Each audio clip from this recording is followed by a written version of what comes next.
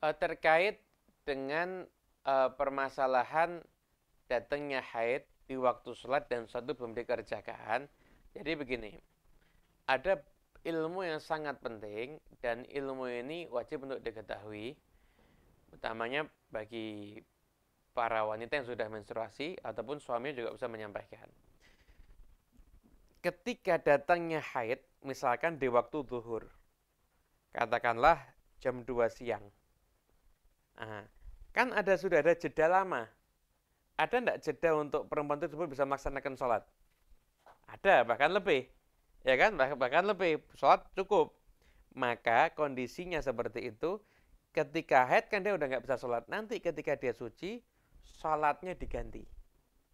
Sholatnya itu diganti. Itu yang pertama. Jadi permasalahan mengkodok sholat ketika datangnya haid. Yang kedua adalah permasalahan mengkodok sholat ketika sucinya haid. Ketika suci dari menstruasi, misalkan sucinya itu di waktu zuhur. Tapi waktu zuhur hanya tersisa misalkan 7 menit. Sehingga dia mandi untuk sholat zuhur nggak cukup. Gimana? Ya udah, tetap dia wajib untuk menggodok sholat zuhurnya.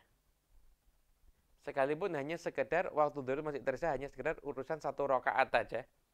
Tetap dia wajib untuk menggodok di waktu zuhurnya. Nanti di waktu asar dia kerjakan zuhur. Kalau sucinya misalkan di waktu asar, karena zuhur ini kan waktu darurat, bisa dijamak dengan asar. Ketika dia nanti suci di waktu asar, dia mandi, dia laksanakan sholat asar, dan dia juga godok sholat zuhurnya. Ada permasalahan penting tentang pelaksanaan sholat ketika datangnya haid atau ketika suci daripada haid.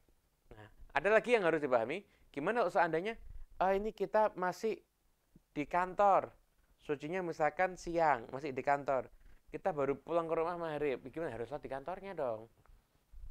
Jadi kalau sudah menjelang sucinya haid itu harus ada persiapan seperti dia harus bisa mandi dan melaksanakan sholat di kantornya. Kenapa? Karena nggak boleh dia nanti mandinya baru ketika waktu maghrib. Begitu.